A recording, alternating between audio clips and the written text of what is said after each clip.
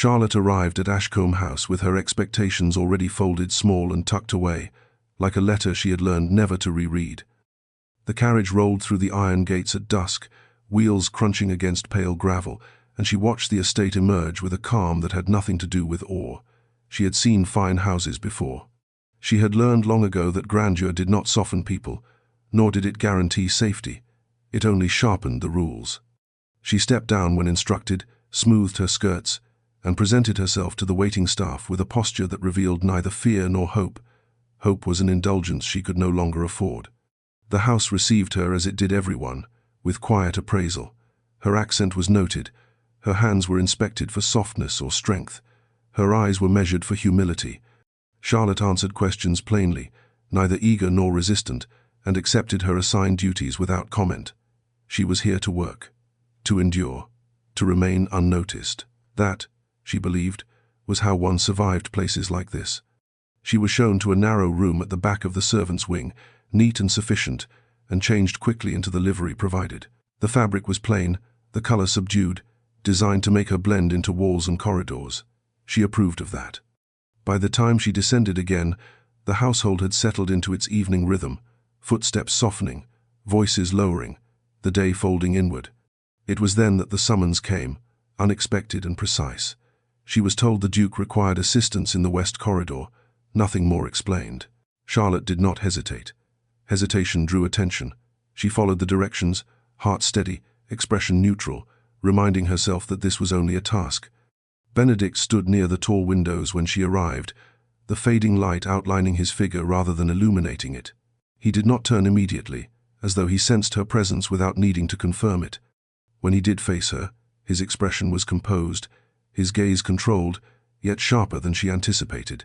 He spoke briefly, asking a question that could have been delegated to any number of others. Charlotte answered efficiently, offering what was needed and nothing more. For a moment that stretched too long to be accidental. His eyes remained on her face, not appraising, not dismissive, curious, as though he had expected nothing and found something anyway. Charlotte felt it at once, the subtle shift in air, the awareness of being seen rather than overlooked. It unsettled her more than rudeness would have. She lowered her gaze just enough to reclaim distance, completed the task, and stepped back. When she left, her composure intact, her pulse betrayed her. She told herself it meant nothing. It had to mean nothing. Behind her, Benedict remained by the window, his control unbroken, his expression unreadable, aware only that something he had not been looking for had just entered his house, and that he had already made the mistake of noticing.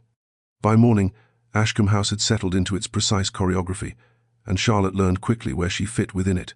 The servants moved as though guided by an unspoken map, each corridor carrying its own expectations, each doorway marking a shift in tone. Voices softened near the main halls. Footsteps learned restraint. Even breathing seemed regulated. Charlotte observed more than she spoke, letting patterns reveal themselves before she trusted her understanding of them. Experience had taught her that the fastest way to err was to assume belonging too soon. Her duties were clearly defined, yet layered with the silent demand to anticipate rather than respond. She learned which rooms required attention before they appeared disturbed, which times of day were safest for crossing the east wing, which senior staff preferred obedience without explanation, and which resented initiative disguised as competence. Charlotte adapted with care, offering efficiency without confidence, precision without personality. She did not linger. She did not ask questions that might invite conversation. Invisibility, she knew, was an art. The other servants assessed her quietly. Some tested her with small dismissals, others with feigned kindness meant to loosen her tongue. Charlotte met both with polite neutrality. Gossip traveled faster than footsteps in a house like this, and she had no intention of being its subject. She spoke only when required, listened more than necessary, and stored every detail away like currency she hoped never to spend. The Duke himself remained largely absent, though his influence was everywhere. His preferences shaped the day's order, his discipline defined the household's tempo. Charlotte heard his name spoken rarely and carefully, never casually. He was described as exacting but fair, distant but attentive, a man who noticed what others overlooked and expected the same from those who served him. The descriptions did not invite warmth, but they commanded respect. When Charlotte glimpsed him again, it was from across the great hall. his presence marked by stillness rather than movement. He spoke to another member of staff, his posture composed, his voice low. Charlotte kept her eyes forward, focused on her task, yet she felt the faint pressure of awareness, as though attention brushed past her without landing. She told herself it was imagination, the residue of nerves from the night before. She returned to her work with renewed discipline. Whatever had passed in that brief exchange could not be allowed to matter.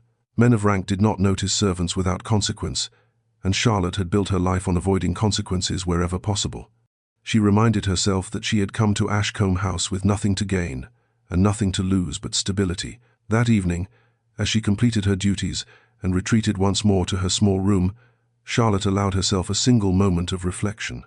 The house was larger than she had expected, quieter too, filled with the kind of silence that magnified thought. She lay awake listening to it, steadying her breath, reaffirming her resolve. She would remain unseen. She would remain unremarkable. Whatever attention flickered in the shadows of this place would find no purchase in her.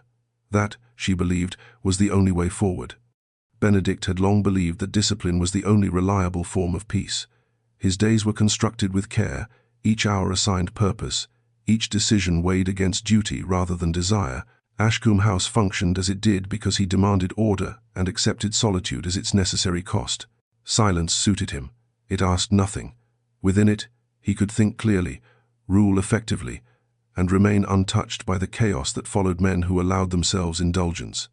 That morning, however, his concentration fractured in small, irritating ways. Figures blurred on the page before him, lines of account refusing to settle. He corrected an error twice before realizing it had not existed at all.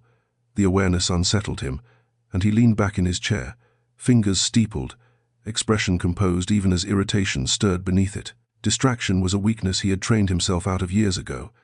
And yet, unbidden, his thoughts returned to a quiet figure standing in the west corridor the night before. He dismissed it at once, attributing the memory to fatigue. New servants always required adjustment. His attention had been professional, nothing more. Still, when he moved through the house later that day, his awareness sharpened in ways he did not consciously direct. He noticed efficiency where it smoothed the rhythm of the household, precision where disorder might have crept in. Eventually, he realized the common thread was Charlotte.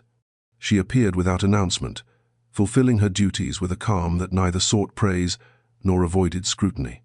Benedict observed from a distance as she handled a minor complication with quiet competence, resolving it before it could ripple outward. There was no hesitation in her movements, no eagerness to impress. She simply acted, then withdrew, as though visibility was something to be rationed. It was that restraint that unsettled him. He had known charm and ambition in abundance, had learned early how easily they entangled men. Charlotte possessed neither. What she carried instead was composure shaped by experience, a dignity that did not perform itself. Benedict found his gaze following her longer than propriety required, noting the way she listened fully before responding, the way her posture never bent into submission, yet never challenged authority outright. When she sensed his attention and turned away without pause, something sharp flickered through him. Not offense, something closer to recognition. He told himself it was managerial interest, nothing more. A well-run house depended on such details. Still, the awareness lingered, irritating in its persistence. He became conscious of his own stillness when she entered a room, of the way conversation seemed to quiet around her presence, as though the house itself adjusted. Later, alone in his study, Benedict confronted the truth with reluctant clarity. He had noticed her not because she demanded it, but because she refused to. The realization disturbed him more than attraction ever could. Desire was familiar, manageable. This was something else entirely, quieter and far more dangerous. He closed the ledger, stood, and resolved to restore order, unaware that the disturbance had already taken root, and that discipline alone would no longer be enough to contain it. The disruption was minor, the sort of thing that would ordinarily pass unnoticed once corrected. A document misplaced, a schedule altered without record, a chain of small errors that threatened to ripple into something larger if left unattended. Charlotte was sent to address it because she was efficient, because she did not ask unnecessary questions, because she solved problems without drawing attention to herself. She accepted the task without reaction and followed the instruction to the Duke's study with measured composure. The room carried authority in its quiet symmetry. Shelves stood in perfect order, papers aligned with deliberate precision, the air faintly scented with ink and polished wood. Benedict was seated behind the desk when she entered, his attention fixed on the matter at hand. He acknowledged her presence with a slight inclination of his head, nothing more. The formality steadied her. She preferred clear boundaries. He asked his questions directly, his tone controlled, precise. Charlotte answered in the same manner, presenting facts without embellishment, offering a solution she had already considered. She spoke calmly, neither hurried nor hesitant, and waited. For a moment, the only sound was the faint ticking of the clock. Benedict looked up then, and the scrutiny in his gaze was unmistakable. It was not the distant observation of a man assessing function, but something sharper, more attentive. He followed the line of her explanation, then her expression, as though mapping the connection between thought and restraint. Charlotte felt the attention like pressure, subtle but unmistakable. She held her posture steady, refusing to shift beneath it. When he responded, it was with approval carefully contained. He accepted her solution, dismissed the issue, and yet did not immediately dismiss her. The pause that followed was slight, but it stretched. Charlotte became aware of her own breathing, of the quiet insistence of being noticed too closely. She stepped back, reclaiming space without apology, and waited for instruction. Benedict inclined his head again, releasing her. As she turned to leave, she sensed rather than saw the hesitation behind her, the moment where something almost surfaced. She did not allow herself to acknowledge it. Acknowledgement made room for complication, and complication was a luxury she could not afford. In the corridor beyond, Charlotte exhaled slowly, her pulse steadier than she felt. She reminded herself that attention from men of rank was not interest, not affection. It was curiosity at best, entitlement at worst. Either way, it carried consequence. She resolved, then and there, to give him no reason to linger on her presence again. Behind the closed door, Benedict remained seated, his expression unreadable.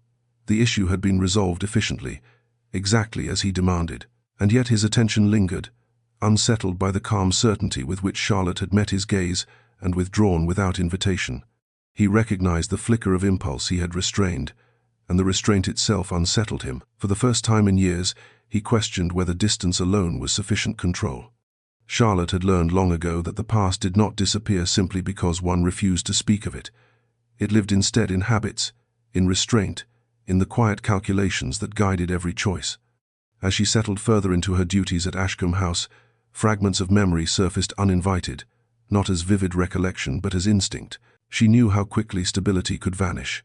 She knew how affection, once offered, could become obligation, and obligation could harden into something far more dangerous. Her childhood had taught her this lesson without mercy. Loss had come early, stripping away the illusion that care was permanent or protection guaranteed. Responsibility followed soon after, heavy and uncompromising, shaping her into someone who valued self, reliance above comfort. She had learned to endure uncertainty by mastering herself, by refusing to expect rescue where none would come. That education was the reason she moved through Ashcombe House with such measured composure, carrying her history quietly, never inviting inquiry. She performed her work with the same discipline. Each task completed reinforced her resolve to remain contained within her role, to resist the subtle temptation to relax into routine. Familiarity bred carelessness, and carelessness bred vulnerability. Charlotte allowed herself neither. When kindness was offered, she accepted it politely but did not lean into it. When curiosity brushed too close, she stepped away. Survival, she knew, depended on distance. Benedict, meanwhile, found his awareness of her growing in ways he did not consciously encourage. He observed the household through a lens newly sharpened, noticing how order followed in Charlotte's wake. Small inefficiencies corrected themselves around her presence, as though she anticipated disorder before it could manifest. He told himself this pleased him only because it reflected well on his management, because it affirmed his standards. Yet the attention he paid went beyond efficiency. One afternoon, he noticed her standing alone at the edge of the courtyard, shoulders briefly slumped as though the weight she carried had momentarily shifted. The moment lasted no more than a breath before she straightened, composure restored, posture flawless. The change was subtle enough that another might have missed it entirely. Benedict did not. The sight unsettled him more than any display of emotion would have. It suggested endurance, rather than weakness, a burden carried without witness. He felt an unexpected pull then, not to comfort or command, but to understand, The impulse disturbed him deeply. Understanding required proximity, and proximity risked disruption. He reminded himself that he knew nothing of her circumstances, that curiosity was not concern, and concern had no place in the structure he maintained. Charlotte, unaware of being observed, resumed her duties with renewed focus. She told herself that moments of fatigue were nothing to dwell on, that discipline meant correcting even one's own brief lapses. She would not allow Ashcombe House, or its master, to become a place where her guard lowered. Benedict returned to his work, his composure intact, yet the image lingered. He recognized, with uncomfortable clarity, that what drew his attention was not charm or ambition, but the quiet dignity of someone who carried more than she revealed. And for the first time, he wondered what it would cost them both if that dignity were ever acknowledged aloud. Charlotte's usefulness became evident, not through praise but through absence. When she was assigned elsewhere, small inefficiencies surfaced, details overlooked, timing disrupted just enough to irritate those accustomed to smooth order. When she returned, the household corrected itself without comment. Charlotte noticed the pattern and adjusted carefully, never allowing her competence to appear intentional. She had learned that indispensability was a dangerous distinction. To be needed too openly was to be seen, and being seen invited questions she did not wish to answer. Her days followed a disciplined rhythm. She arrived early, departed quietly, and moved through her duties with practiced restraint. She listened more than she spoke, filing away observations that helped her anticipate needs before they were voiced. When errors occurred, she corrected them discreetly, never claiming credit. Charlotte did not seek approval. She sought stability, and stability depended on remaining precisely where she was meant to be. Benedict began to rely on her without acknowledging the reliance. Tasks requiring discretion found their way to her hands.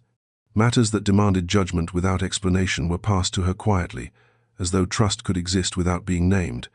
He never praised her openly, never singled her out before others, yet his expectations of her grew sharper, more specific. Charlotte felt the shift and responded with heightened caution. Trust offered silently could be withdrawn, just as silently, and she would not mistake convenience for security. Their interactions remained brief and formal, yet something subtle had altered. Benedict's attention lingered in ways that did not feel accidental. He listened when she spoke, not only to the content but to the cadence of her voice, the precision of her language. Charlotte sensed it and guarded herself accordingly, keeping her replies efficient, her expression neutral. She would not give him anything personal to hold. Benedict told himself that his reliance was practical. The estate required capable hands, and Charlotte proved herself repeatedly.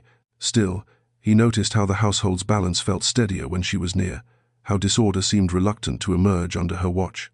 He became aware of anticipating her presence, of noting when she entered a room before he consciously turned toward her. The awareness unsettled him, a reminder that attention, once granted, could not always be reclaimed. One evening, as Charlotte completed a task near the main hall, Benedict passed through unexpectedly. Their eyes met for a fraction of a second longer than propriety demanded. No words were exchanged, yet the moment carried weight.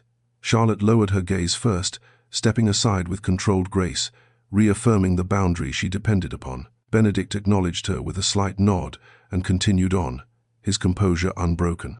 Yet long after the encounter, the restraint lingered between them, heavy and unresolved. Charlotte returned to her duties with renewed discipline, reminding herself that attention was not opportunity. Benedict returned to his responsibilities equally composed, aware that something had shifted beyond his intention. Neither spoke of it. Silence, once neutral, had begun to take shape, and both felt its pressure growing, slow and insistent, demanding recognition even as they refused to grant it. The evening stretched later than intended, the household gradually surrendering to quiet as lamps were extinguished one by one. Charlotte moved through the corridors with practiced efficiency, finishing a final task she had been asked to complete before retiring. The silence suited her. It reduced the chances of interruption, of conversation, of anything unplanned. She had learned to value predictability, especially at the end of a long day. She did not expect to find Benedict still awake. He stood in the smaller adjoining study, coat discarded, sleeves rolled back, the rigid formality he wore by day softened by solitude. Papers lay scattered across the desk, order temporarily abandoned in favor of concentration. Charlotte hesitated at the threshold, prepared to withdraw at once, but he looked up before she could retreat. The moment caught them both off guard. "You may as well come in," he said, his voice quieter than she had heard it before. There was no command in it, only acknowledgement. Charlotte stepped forward carefully, her posture composed, her expression neutral. She delivered the information she had come to give, concise and precise, expecting dismissal to follow. Instead, Benedict listened without interruption, his gaze fixed not on the papers but on her. When she finished, he did not speak at once. The silence that followed was different from the many silences they had shared before. It was not procedural or restrained by rank. It felt intimate by accident, as though something essential had slipped through the cracks of formality. Benedict's eyes moved over her face slowly, attentively, as though he were seeing her fully for the first time rather than registering her presence. Charlotte felt it instantly, the shift in the air, the sensation of being regarded rather than observed.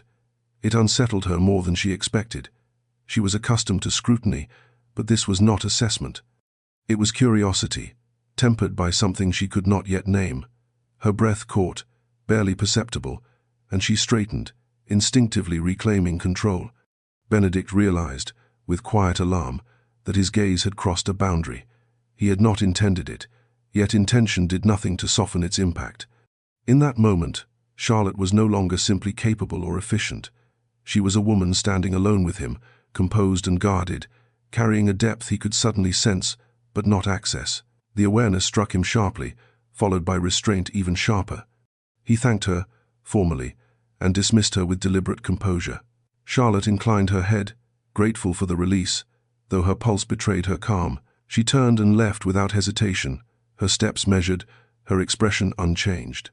In her room later, Charlotte lay awake longer than usual, staring into the dark. She replayed the moment despite herself, the look in his eyes that had lingered too long to be mistake. She told herself it was nothing, that proximity and fatigue had distorted perception.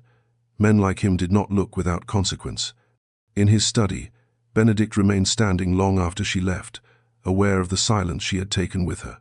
He told himself the moment had passed, that discipline would restore order, yet he could not dismiss the truth settling heavily within him. He had looked at her differently. And once seen, some things could not be unseen. Benedict imposed distance with the precision of a man accustomed to correcting error. By morning, the decision had been made and enforced without visible effort. Instructions were delivered through intermediaries. Tasks were reassigned. Opportunities for private interaction were quietly removed from the rhythm of the household. The order he restored was deliberate, immaculate, and colder than before. He told himself this was discipline, that what had occurred the night before was nothing more than fatigue and misjudgment, easily corrected through structure. Charlotte noticed at once. The change was subtle, but she had learned to read subtleties as others read warning signs. Benedict no longer addressed her directly. His presence receded behind protocol, his voice replaced by written notes or delegated authority. Where once there had been a charged attentiveness, there was now distance so carefully maintained it bordered on severity. Charlotte felt the heat of embarrassment before she felt relief. The withdrawal confirmed what she had already feared, that she had imagined significance where none existed, that the moment had been hers alone to misinterpret.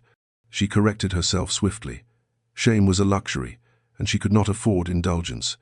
Whatever she thought she had seen in his expression the night before was clearly unwelcome. She adjusted her behavior accordingly, becoming even more contained, even more precise. Her replies grew briefer, her movements more economical. If she had strayed, even in thought, she would not do so again. Yet the absence between them felt heavier than the tension had been. Benedict discovered that distance did not erase awareness. It sharpened it. Each time Charlotte entered a room, he noticed before he intended to. Each time she spoke to another, her voice carried more distinctly than it had before. The restraint he imposed required constant vigilance, and the effort unsettled him. Discipline had always been his refuge, not his burden. Now it felt like resistance against a current that refused to subside. He told himself it was temporary. Attention, once starved, would fade. It did not. Charlotte performed her duties flawlessly, yet something essential had withdrawn behind her composure. The warmth that once hovered in silence was gone, replaced by an efficiency so impersonal it bordered on severity. Benedict recognized the shift with uncomfortable clarity. She had closed something he had not realized he had opened. The knowledge unsettled him far more than attraction would have. Charlotte, for her part, reminded herself daily that men of rank did not look without consequence. That attention, once acknowledged, demanded payment. She would not allow herself to speculate, to wonder what might have followed had the silence not intervened. Speculation led nowhere useful. Still, in unguarded moments, the memory returned. The quiet study, the lamplight, the way his gaze had lingered not with possession, but with curiosity and restraint. She pressed the thought away with practiced resolve. Benedict returned to his work with renewed severity, correcting others more sharply than necessary, demanding order with an edge he had not carried before. The household adjusted, sensing the shift without understanding its cause. Both believed the moment had passed. Neither yet understood that what had been restrained had not been undone, only buried deeper, where pressure builds slowly and inevitably toward fracture. The arrival of guests altered the household's atmosphere at once, tightening it like a drawn cord. Preparation replaced routine, and the usual quiet efficiency gave way to heightened vigilance. Orders came faster, expectations sharpened, and the margin for error narrowed. Charlotte felt the change immediately and adjusted without complaint. She moved where needed, anticipated requests before they were voiced, and absorbed the strain with practiced composure. This was the kind of environment she understood best, one where discipline mattered more than comfort. The guests themselves brought a different pressure. Rank announced itself not through words but through assumption, through the ease with which certain voices expected to be obeyed. Charlotte was reminded of her place when a visiting aristocrat addressed her with careless familiarity, a tone that suggested her presence was convenient rather than earned. The remark was not overtly cruel, but it was dismissive enough to sting. Charlotte answered politely, her expression serene, refusing to grant the satisfaction of reaction. She had learned that dignity, once surrendered, was rarely returned. She felt Benedict's presence before she saw him. He stood across the room, engaged in conversation, his posture composed, his attention divided. Charlotte did not look toward him. She had no reason to believe he had noticed the exchange, and even if he had, it was not his concern. The system that allowed such casual diminishment existed long before either of them had entered the room. Benedict, however, had seen. The flash of anger surprised him in its intensity. It was immediate, visceral, and wholly unwelcome. He had witnessed far worse within the bounds of society and accepted it as structure rather than offense. Yet seeing Charlotte dismissed so lightly stirred something sharp and unsettled within him. He forced his expression to remain neutral, his voice steady as he continued his conversation, but the moment lodged itself firmly in his thoughts. Charlotte moved away as soon as she was able, returning to her duties with measured calm. The encounter left no visible mark, yet it reinforced a truth she had never forgotten. Respect within these walls was conditional, granted at convenience and withdrawn without warning. She reminded herself that competence did not equal protection, and silence did not equal safety. Later, Benedict addressed the matter without spectacle.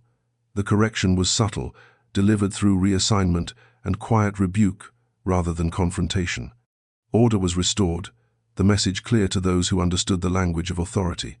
Charlotte became aware of the shift only indirectly, sensing the change rather than witnessing it. She did not trust it. Protection offered without explanation carried its own risk. Gratitude, once expressed, could be mistaken for dependence.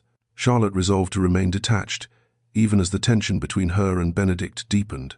She sensed something unresolved in his attention, something restrained but persistent, and that awareness unsettled her more than indifference would have. Benedict told himself his intervention had been a matter of order. A well-run house did not permit unnecessary friction, yet the satisfaction he felt betrayed a deeper motivation. For the first time, he recognized that silence was no longer neutral. It had begun to carry consequence, and the weight of it pressed more heavily with each moment he chose not to speak. Charlotte sensed the change before she understood it. The household's hierarchy shifted in small, precise ways, like a chessboard altered by a single deliberate move.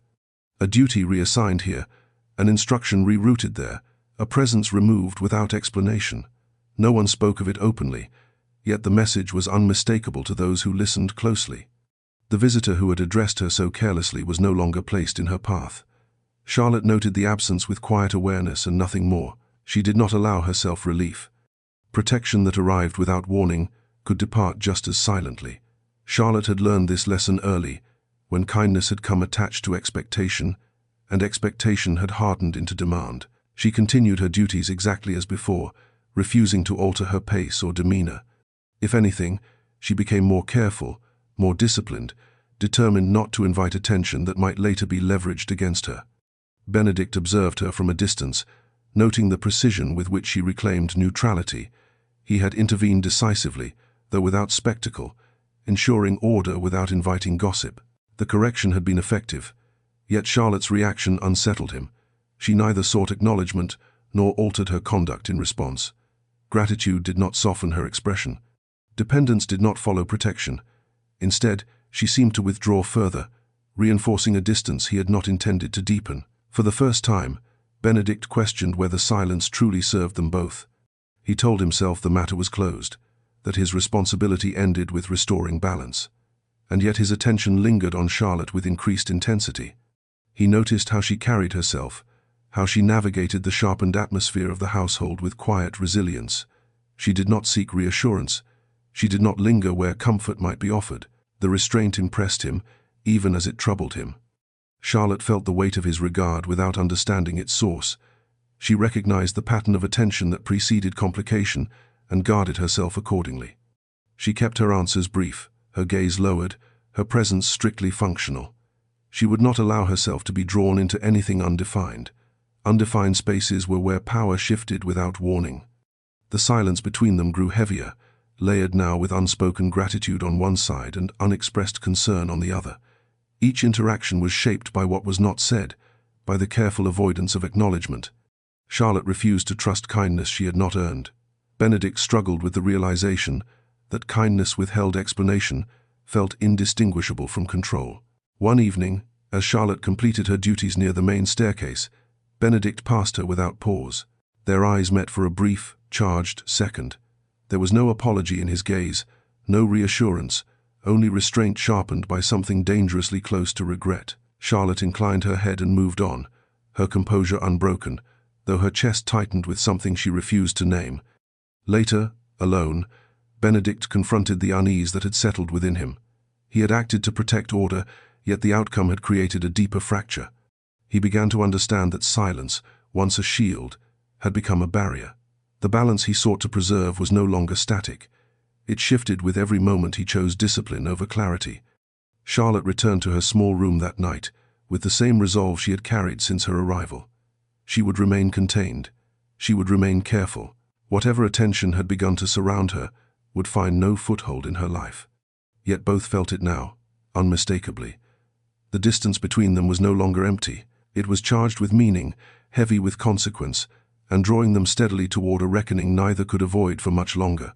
Charlotte found herself assigned closer to the Duke's orbit, though never by her own request and never with explanation. The work was discreet, requiring judgment and timing rather than visibility, and she executed it with the same care she brought to everything else. What unsettled her was not the proximity itself, but the way silence settled between them when they occupied the same space. It was not awkward. It was deliberate, shaped by mutual restraint, and it pressed against her awareness more insistently than conversation ever had. They spoke only when necessary, their exchanges precise and economical, yet Benedict listened in a way that felt uncomfortably thorough. He absorbed her words as though they carried weight beyond instruction, as though tone and pause mattered as much as content. Charlotte noticed it and responded by sharpening her composure, keeping her voice steady and her expression unreadable. She would not allow herself to become transparent under scrutiny. Still, the closeness altered something essential. Silence became a shared language, one that conveyed attention without permission. When Benedict paused before issuing instruction, Charlotte sensed it. When she completed a task before it was requested, he noticed. These moments passed without acknowledgement, yet they accumulated, forming a quiet intimacy neither of them had named nor invited. Charlotte told herself that restraint was not connection. It was merely the absence of error. Yet the effort required to maintain it began to feel significant. She became acutely aware of Benedict's presence, of the way his attention seemed to settle around her without touching. It made her cautious in ways she had not expected, vigilant not only of her actions but of her thoughts. Benedict, for his part, found the restraint increasingly difficult to sustain. The discipline he imposed on himself required constant awareness, a vigilance that left him restless. He recognized how easily conversation with Charlotte could slip into something personal if allowed, how thin the line was between professionalism and inquiry. The knowledge unsettled him. He had built his life on control, and yet here was a connection defined entirely by what he refused to pursue. One afternoon, their paths crossed unexpectedly in a quiet corridor. There was no task to discuss, no instruction to give. For a brief moment, they stood facing one another, the space between them charged with everything unspoken. Benedict almost spoke. Charlotte almost looked away. Neither moved. The moment passed as quickly as it had formed, swallowed by footsteps and routine. Charlotte inclined her head and continued on. Benedict returned to his duties with his expression composed, yet the silence that followed felt heavier than before. Charlotte retreated inward that evening, unsettled by how much effort it took not to think of him. She reminded herself that attention was not affection, that restraint did not imply permission. She would not mistake proximity for safety. Benedict sat alone later, aware that what bound them now was not distance but discipline. The restraint they shared had become its own form of intimacy, one defined not by touch or confession, but by the careful refusal of both. And with each day, that refusal demanded more effort, pressing steadily toward a point where silence would no longer be enough. The incident unfolded without warning, ordinary enough in its beginning to disguise the danger beneath it. Charlotte had been sent to deliver a message to the south wing, a task well within her routine, yet the corridor she entered was emptier than expected, the hour misjudged by a margin small enough to matter. The man who stopped her was senior enough to feel entitled, familiar enough with the household to believe himself beyond question. His tone was pleasant, his smile practiced, and the way he positioned himself made retreat inconvenient rather than impossible. Charlotte understood the risk immediately. She kept her expression calm, her voice level, answering his questions with polite brevity. She did not invite conversation, she did not provoke offense. Yet his interest persisted, pressing against boundaries with the quiet confidence of someone accustomed to compliance. He spoke as though her time were his to claim, as though her presence existed for his convenience. She held her ground without confrontation, refusing to yield more than courtesy demanded. Her restraint was deliberate, shaped by long experience. Escalation invited scrutiny, and scrutiny rarely favored those without rank. She answered once more, firmly this time, and stepped aside, asserting her intention to leave without raising her voice. The moment stretched, tension taut beneath civility, before he relented with a faint smile that carried neither apology nor respect. Charlotte continued on her way with her composure intact, though her pulse betrayed her calm. She completed the task she had been given and returned to her duties without remark. She would not allow the incident to define her day. To do so would grant it more power than it deserved. Benedict learned of it too late to prevent it, but soon enough to witness the aftermath. He noticed the slight alteration in Charlotte's demeanor, the tightened control, the precision sharpened to a painful edge. When he understood what had occurred, the knowledge settled heavily, bringing with it a recognition he could not ignore. His silence, his distance, had not protected her. It had merely left space for others to overstep. His response was measured, authoritative, and swift. He addressed the misconduct without spectacle, ensuring consequence without inviting gossip. The correction was unmistakable, delivered in the language of hierarchy those involved understood well. Order was restored, the immediate threat removed. Charlotte became aware of the resolution without being summoned or questioned. She recognized the shift for what it was, and felt no relief, only a sober clarity. Protection that arrived after the fact did not erase the vulnerability that preceded it. She maintained her composure, thanked no one, and continued her work as before. Benedict watched her from a distance, unsettled by how quietly she endured. He had seen fear before, had recognized compliance and defiance. What Charlotte displayed was neither. It was dignity under pressure, strength exercised without audience. The realization disturbed him more than any accusation could have. For the first time, he confronted the cost of restraint. His silence had preserved order, but it had not preserved her. And the knowledge that he had failed, even unintentionally, lodged itself deep, demanding reckoning rather than discipline alone. Benedict retreated inward with a deliberateness that mirrored Charlotte's own restraint. The incident in the south wing refused to settle into the quiet categories he preferred. It was not disorder easily corrected, nor misconduct solved solely through consequence. It exposed something far more uncomfortable: the limits of silence. He had believed distance protected propriety, that restraint preserved safety. Now he understood that restraint without accountability merely shifted risk onto those with less power. He spent the morning in his study, papers untouched, thoughts circling the same realization. Attraction, when it existed under imbalance, was not simply dangerous because of desire. It was dangerous because of authority. Charlotte had not invited attention, had not encouraged familiarity, and yet her position left her vulnerable all the same. His role in that vulnerability, however indirect, could not be dismissed. The clarity unsettled him. For years, Benedict had structured his life around avoidance masquerading as discipline. He refused emotional entanglement, not from virtue, but from fear of consequence. Responsibility was manageable. Feeling was not. Yet the very control he prized had allowed harm to occur in silence, unseen until it could no longer be ignored. He began to impose new boundaries, not around Charlotte, but around himself. Instructions were rerouted, tasks reassigned, opportunities for unnecessary proximity eliminated entirely. He was careful not to frame it as punishment or withdrawal. This was not about retreat. It was about ethics. He would not allow ambiguity to linger where clarity was required. Charlotte noticed the shift and misunderstood it immediately. Distance, when unexplained, always felt corrective. She assumed she had erred somehow, that her presence had crossed an invisible threshold. The assumption stung more than she expected. She responded by tightening her control further, becoming even more efficient, even more contained.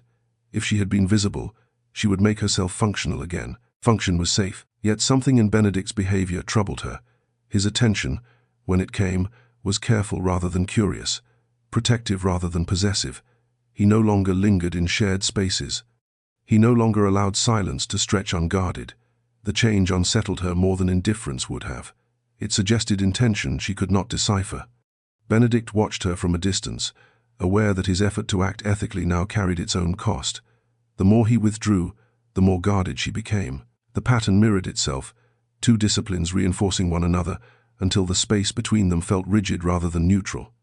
He recognized then that attraction had ceased to be abstract. It had become moral. He could not pretend that what he felt existed in isolation from his power, nor could he dismiss it as fleeting distraction. The weight of it demanded responsibility, not denial. Charlotte, meanwhile, began to sense that remaining at Ashcombe House carried a different risk than before. She could endure hardship. She could withstand scrutiny. What unsettled her was ambiguity, the sense that boundaries were shifting without her consent. She began, quietly, to consider what leaving might require. Neither spoke. Both believed they were acting with integrity. And yet, beneath the discipline and silence, the tension sharpened. What had once been restrained, curiosity had evolved into something heavier, shaped by consequence and awareness. Whatever came next would not be contained by distance alone. The thought of leaving did not arrive suddenly. It emerged in fragments, quiet and persistent, threading itself through Charlotte's routines until it could no longer be dismissed as idle speculation. At first, it appeared as simple calculation: how much she had saved, where she might go, what kind of work would allow her both independence and anonymity. These were practical considerations, familiar and manageable. What unsettled her was not the logistics, but the reason they now felt necessary. Ashcombe House had once represented stability, a place where discipline could ensure survival. Now it felt precarious in a way she could not easily articulate. The attention she sensed, restrained yet unmistakable, had altered the ground beneath her feet. She understood too well how quickly perception could shift, how competence could be recast as invitation by those inclined to assume entitlement. Remaining carried risk she had not anticipated when she arrived. Charlotte observed Benedict more carefully now, not with longing but with clarity. His restraint no longer felt neutral. It carried intention, awareness sharpened by something like regret. She did not know what that meant for him, but she knew what it meant for her. Ambiguity was dangerous. It allowed others to decide what she had not consented to offer. She began to prepare without ceremony. She finished tasks meticulously, settled small obligations, and reduced her belongings to what could be carried easily. The process was quiet, disciplined, and final. Each step felt like reclaiming control, even as it carried the ache of leaving something unresolved. Charlotte did not indulge that ache. Emotion, when left unattended, had a way of complicating decisions that required clarity.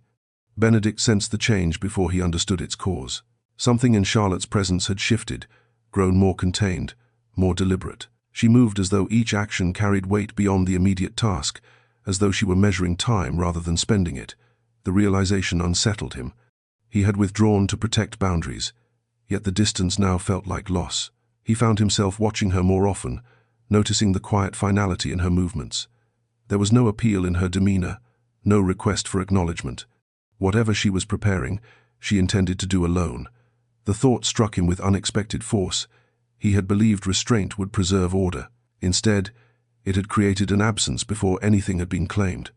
Charlotte did not announce her intention. She believed explanations invited negotiation, and negotiation invited persuasion. This decision was not open to persuasion. It was an act of self-preservation, shaped by experience rather than fear. She would leave with her dignity intact, without spectacle or accusation. Benedict, aware now that something was slipping beyond his control, felt the inadequacy of silence for the first time. Discipline had served him well for years. It had kept his world contained, predictable. Yet watching Charlotte prepare to remove herself from that world revealed the cost of restraint without courage. The idea that she might leave unsettled him more than desire ever had. It introduced the possibility of loss, not as consequence, but as choice. And that realization pressed heavily, demanding something discipline alone could no longer provide. The moment came without ceremony, slipping into existence through coincidence rather than design.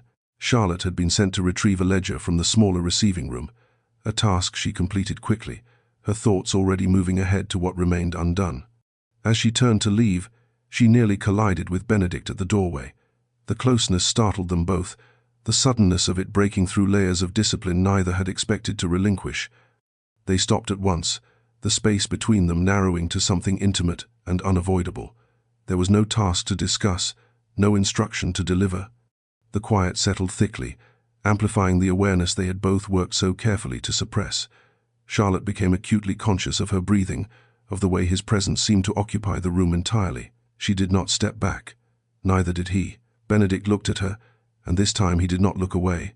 The restraint he had imposed for weeks wavered under the weight of what remained unspoken. In the stillness, his gaze softened, losing the sharp edge of authority and settling into something dangerously close to honesty.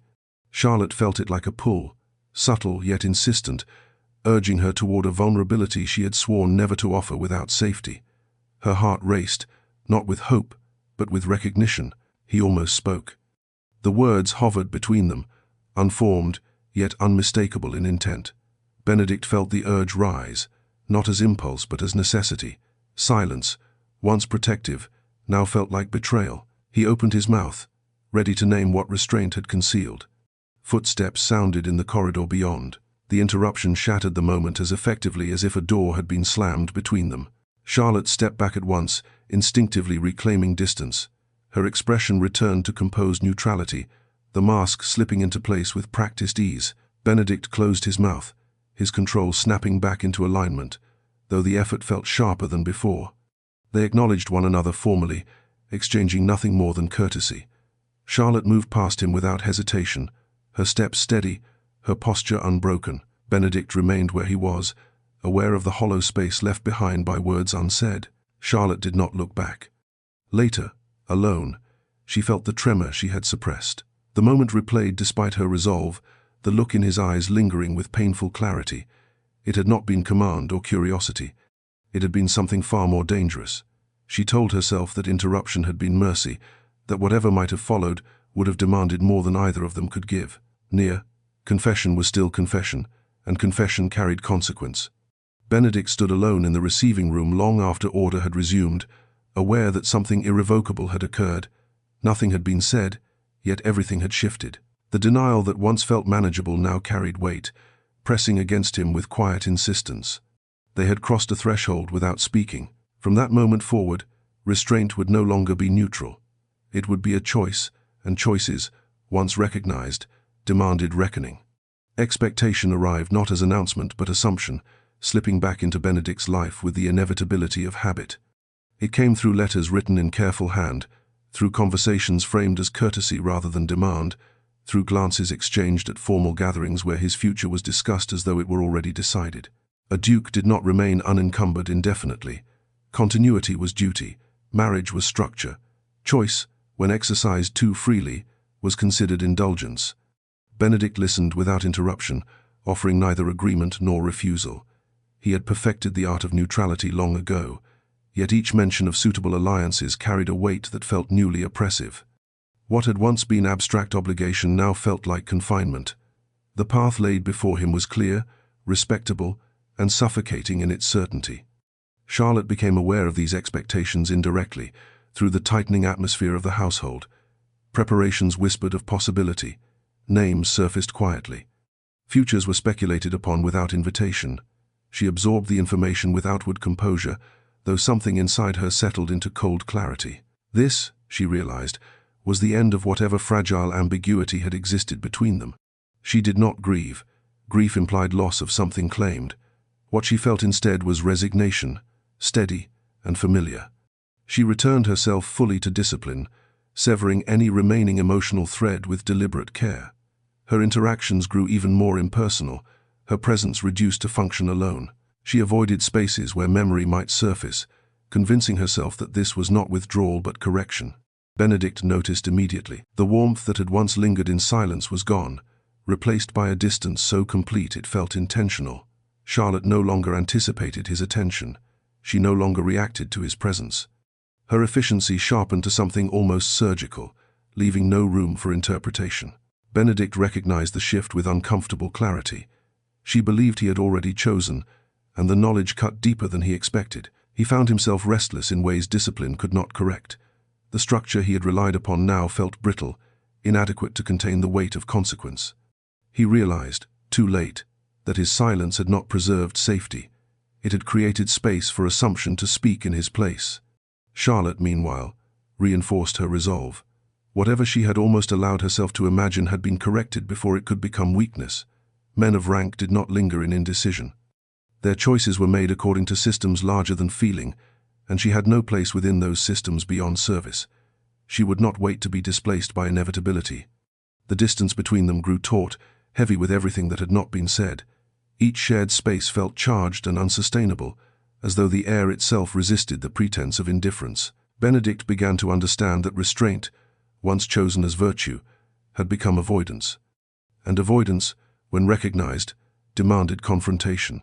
By the end of the day, both carried the same quiet certainty, though neither named it aloud. Whatever remained unspoken between them could no longer be held in silence much longer. Something would have to give. Charlotte learned of the expected engagement without ceremony, the information delivered not as news, but as assumption. It reached her through overheard fragments, through the careful excitement of those for whom such arrangements were currency rather than consequence.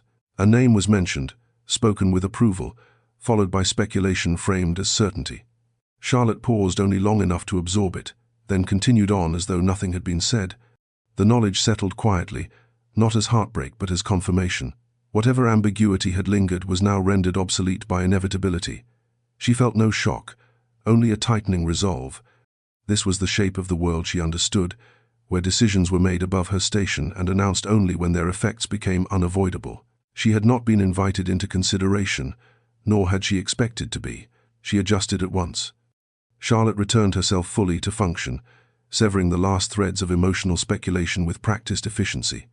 Her replies became strictly procedural. Her presence grew precise and contained, leaving no room for interpretation. She avoided shared spaces when possible, altered routes through the house, and ensured that proximity would not invite memory. This was not punishment, it was correction. Benedict noticed the shift with painful clarity. Charlotte's distance was no longer defensive, it was final. She moved through the household as though preparing for absence rather than endurance, each action deliberate, each interaction stripped of anything unnecessary. The realization struck him slowly, then all at once. She was not merely withdrawing. She was leaving him behind emotionally, whether she left the house or not. The awareness fractured something he had relied upon. Discipline, once steady, now felt brittle beneath the weight of regret. He understood, with a sharpness that unsettled him, that Charlotte believed his choice had already been made. His silence had spoken in his place, and assumption had filled the void he left behind. He considered speaking then, interrupting the narrative before it hardened into truth. Yet habit restrained him, fear cloaked in caution urging delay. What could he say that would not sound like indulgence, or worse, entitlement? The hesitation cost him more than he realized. Charlotte, meanwhile, reinforced her composure. She reminded herself that she had never expected more, that the danger lay not in loss, but in nearly believing otherwise. She did not indulge the ache that surfaced in unguarded moments. Longing had no place in survival. The space between them grew unbearable in its silence. Each passing day deepened the sense of something irretrievable slipping away. Benedict found himself watching her with an intensity sharpened by guilt, aware that the discipline he once trusted had become cowardice. By evening, the house felt altered, as though it held its breath in anticipation. Charlotte retired early, her thoughts steady, her resolve intact. Benedict remained awake long after, confronting the truth he could no longer evade. Restraint had ceased to be virtue. It had become refusal. And refusal, once recognized, demanded a reckoning he could no longer postpone. Charlotte's withdrawal did not go unnoticed, though few could have named it precisely. The household sensed the shift as one sensed a change in weather, subtle yet unmistakable. She moved with the same efficiency, spoke with the same courtesy, yet something essential had sealed itself away. Her presence no longer invited ease. It carried finality. Those who relied on her competence adjusted instinctively, as though preparing for an absence not yet announced. Benedict felt it most acutely. He watched her from across rooms, noting the deliberate care with which she completed each task, the way she seemed to close small chapters with quiet precision. She no longer anticipated his needs. She no longer reacted to his presence. The silence between them had changed character, no longer charged with restraint, but emptied of possibility. The realization unsettled him more deeply than desire ever had. He understood now that discipline had not protected her. It had protected him. By refusing to speak, to act, to clarify, he had preserved his own safety at the cost of her uncertainty. The truth settled heavily, dismantling the justification he had relied upon for years. Control, when used to avoid consequence, was not virtue. It was evasion. Charlotte began to prepare in earnest, though she told no one. She reduced her belongings further, setting aside what could not be carried. Each folded garment felt like an assertion of agency, each decision a quiet reclaiming of self. She did not frame it as loss. Leaving was not failure. It was choice. She had learned long ago that waiting for permission only prolonged harm. Benedict sensed the preparation without understanding its full extent. The fear that surfaced surprised him in its intensity. He had accepted solitude as the cost of discipline, yet the thought of Charlotte's absence felt different, heavier. It was not the loss of efficiency that troubled him, but the knowledge that something essential would leave with her, something he had failed to acknowledge when it mattered. He found himself restless, unable to focus on matters that once commanded his full attention. The house felt altered, its order brittle beneath the strain of unspoken truth. He recognized the pattern now, the way his restraint had always delayed reckoning until consequence became unavoidable. Charlotte, meanwhile, steeled herself against softness. She reminded herself that dignity lay not in endurance alone, but in knowing when to depart. Whatever had almost formed between her and Benedict had done so without clarity, without consent, and without promise. That was not ground on which she would build her future. The distance between them grew taut, stretched thin by everything unaddressed. Each shared space felt unsustainable, heavy with implication. Benedict understood, with a clarity that arrived too late to be comfortable, that Charlotte was not withdrawing to provoke response. She was preparing to leave, and in that realization, control finally slipped from his grasp, replaced by the knowledge that silence had carried him to the edge of a loss he could no longer deny, and that the moment for restraint had already passed. The crisis arrived without warning, as most true disruptions did, slicing through routine with sharp urgency. A sudden illness among the staff coincided with a delay in deliveries, throwing the household into brief but dangerous disarray. Instructions overlapped, responsibilities blurred. What had been ordered and predictable fractured into competing demands. Charlotte moved instinctively, stepping into the breach without hesitation, redirecting tasks, calming frayed tempers, and restoring coherence with quiet authority. Benedict observed the shift from the threshold of the main hall.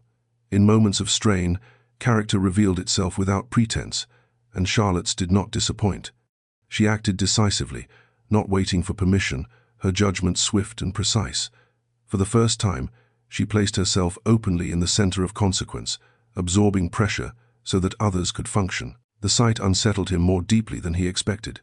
When a miscommunication threatened to escalate into something dangerous, Charlotte intervened directly, placing herself between urgency and error. Her voice remained calm, her posture steady, even as the strain showed briefly in her eyes. Benedict stepped forward then, drawn by necessity rather than impulse, and found himself standing beside her without discussion. They worked together in silence, each anticipating the other's intent without instruction. The closeness was unavoidable. Under pressure, restraint thinned. Benedict saw the courage Charlotte carried without display, the way she bore responsibility without seeking recognition. The admiration that rose in him was sharp and undeniable.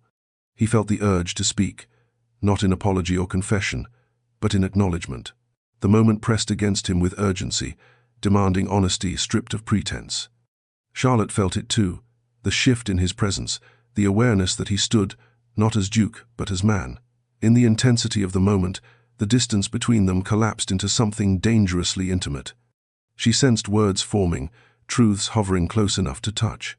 Her pulse quickened, torn between the instinct to retreat and the desire for clarity she had denied herself for too long. The crisis resolved quickly, order restored through their combined effort. Others returned to their duties, unaware of the quiet reckoning that had nearly occurred. As the pressure eased, reality rushed back in. Charlotte stepped away at once, reclaiming space with deliberate control. Whatever had surfaced belonged to a moment shaped by urgency, not consent. Benedict watched her withdraw, aware that the opportunity for honesty had slipped past. The knowledge weighed heavily. He understood now that denial was no longer protective. It was corrosive, eroding trust even where none had been openly granted. Charlotte returned to her duties with renewed resolve, though the echo of the moment lingered painfully. She had felt the truth press close, and resisting it had required effort she could not ignore. The crisis had stripped away illusion, leaving clarity in its wake. What remained between them could no longer be contained by silence alone. The reckoning had been delayed, not avoided, and both understood that the next confrontation would not be softened by urgency or chance. It would demand choice. Charlotte waited until the house had settled before she sought him out, choosing a moment when urgency could no longer excuse evasion. She did not arrive in anger, nor with trembling resolve. What steadied her was clarity. The crisis had stripped away illusion, leaving behind a truth she could no longer carry alone. Silence, she understood now, had begun to cost her more than speech ever could. Benedict looked up when she entered, surprise flickering briefly across his expression before discipline reclaimed it. He did not dismiss her. He did not interrupt.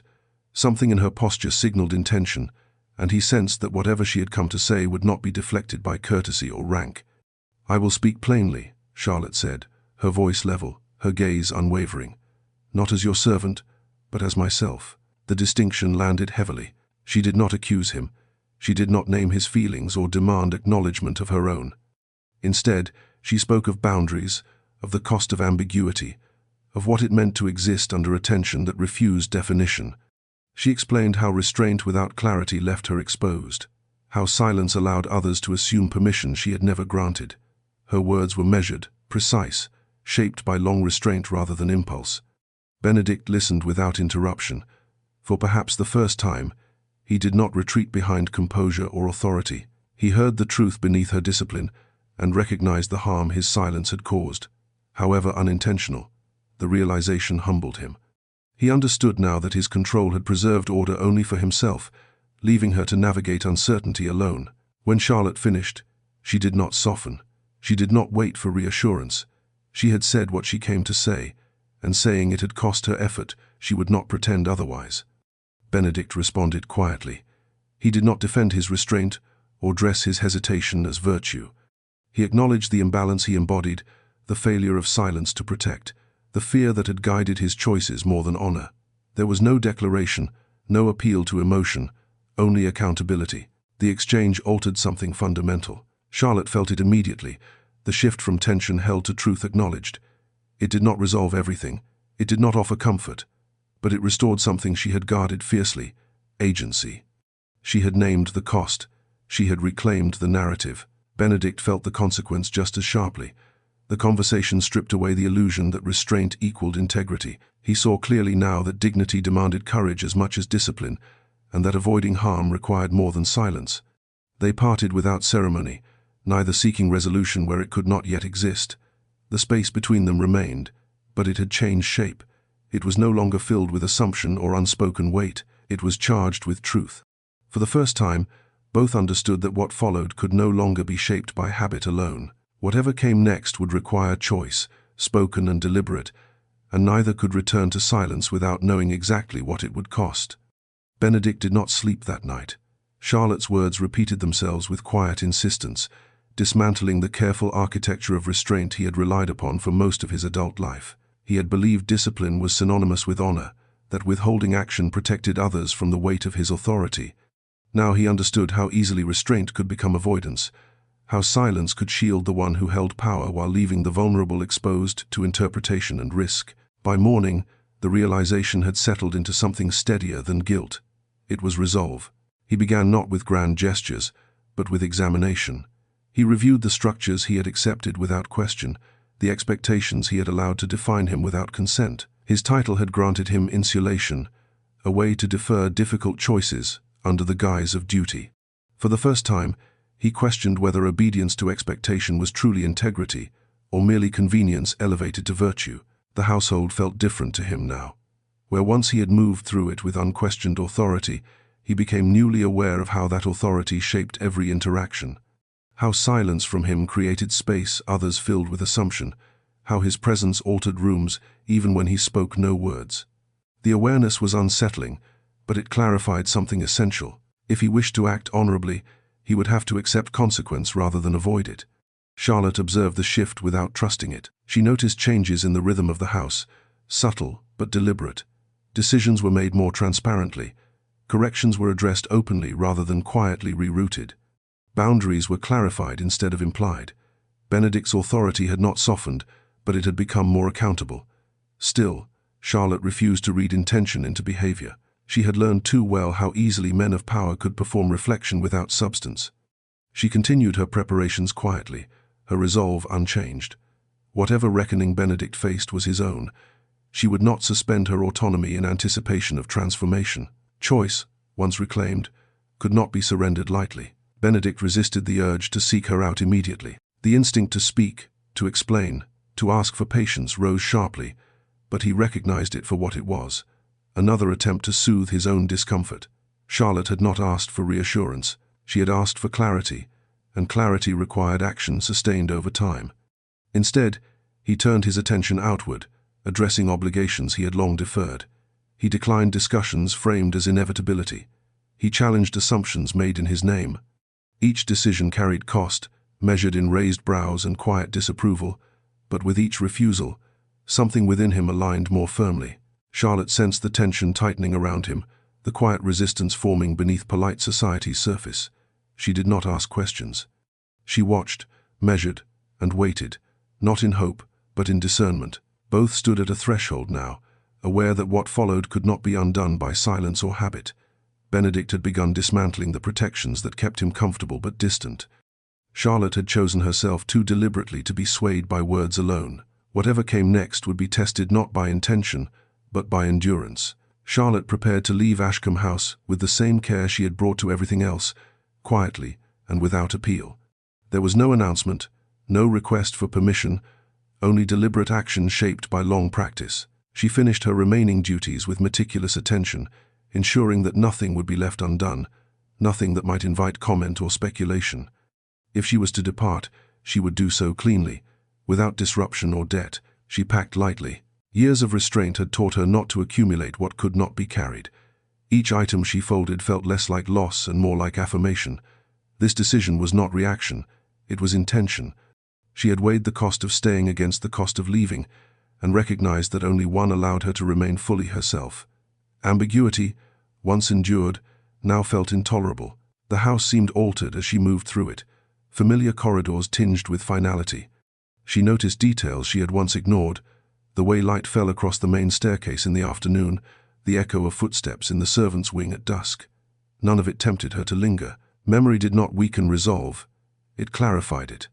Benedict became aware of her preparations gradually, the understanding arriving with a weight that pressed heavily against his chest. A duty reassigned without explanation, A cupboard cleared. A rhythm disrupted just enough to signal intention. When he finally allowed himself to acknowledge what he had been sensing, the realization struck with quiet force. She was leaving. Not as reproach, not as plea, as choice. The knowledge unsettled him more deeply than any confrontation could have. Charlotte was not waiting to be convinced.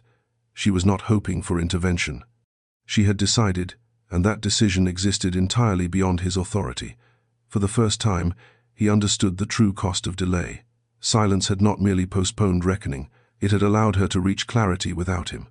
He watched her from a distance, aware that any attempt to command or persuade would only confirm the imbalance she had spent her life resisting. Whatever he might say now would be weighed against action already taken. The restraint he once relied upon now felt like failure. Charlotte completed her final tasks with composure intact. She did not allow herself to look for Benedict, nor did she avoid him. If they crossed paths, it would be without spectacle. She had no interest in parting words shaped by pressure rather than choice. As evening settled, she carried her small case back to her room, placing it neatly by the door. The sight of it steadied her. Tomorrow, she would leave quietly, before routine could intervene, before sentiment had a chance to intrude. Benedict stood alone later, the house unusually silent around him. He understood now that Charlotte's departure was not something he could prevent with authority or apology. It was the consequence of restraint chosen too long. And for the first time, the loss felt real, not as threat, but as fact, demanding something discipline alone could no longer provide. Benedict did not stop Charlotte with authority. He did not summon her, nor did he intercept her departure with command. He waited instead until the house had fallen into its early morning quiet, when urgency could not disguise intention. Charlotte was crossing the outer corridor with her small case in hand when he appeared, not barring her path, merely standing where she could choose to turn or continue. She paused of her own accord. The silence between them was different now, stripped of tension and expectation. Charlotte did not brace herself. She simply waited, her posture steady, her expression composed. Whatever he intended to say would not alter her resolve unless it carried substance she had not already considered. "I will not ask you to stay," Benedict said quietly. There was no authority in his voice, only restraint grounded in choice rather than habit. "Nor will I pretend my silence has not already shaped this moment." The words surprised her, not in their content but in their tone. He did not explain himself away. He did not frame hesitation as virtue. He named it as failure, plainly and without defense. He spoke of fear, of discipline used as shield rather than honor, of the ease with which power allowed him to delay responsibility. Each admission landed with measured clarity. Charlotte listened carefully. She did not soften. She did not interrupt. The absence of plea mattered more than any declaration could have. He was not asking for absolution. He was offering truth. "For what it is worth," he continued, "you were right to choose yourself. I would not undo that choice, even if I could." The acknowledgement shifted something in her chest, subtle but undeniable. Power was being relinquished, not asserted. Whatever this moment was, it did not belong to hierarchy. Charlotte responded with equal restraint. She did not forgive him. Forgiveness implied debt. She acknowledged his honesty and nothing more. She made clear that words, however sincere, could not retroactively create safety where ambiguity had lived. Her dignity required more than recognition, offered at the threshold of departure. Benedict accepted this without protest. The acceptance mattered. He did not ask for time. He did not ask for hope. He did not promise change as currency for patience. He simply stated that he would act differently going forward, not for outcome, but because integrity demanded it. The restraint in that declaration unsettled Charlotte more than passion would have. It carried no urgency, no manipulation, only accountability. She lifted her case then, signaling the end of the exchange. Benedict stepped aside at once, granting her space without hesitation. As she passed him, their eyes met briefly, not with longing, but with recognition shaped by consequence. Charlotte walked on without looking back. Benedict remained where he was, aware that he had relinquished the last illusion of control. He had spoken too late to prevent loss, yet early enough to prevent distortion. The difference mattered. What followed would not be shaped by hierarchy or silence. It would be shaped by action, measured over time, without guarantee. And for the first time, Benedict accepted that love, if it existed at all, could not be claimed. It could only be earned, or not, long after Charlotte had chosen her own path.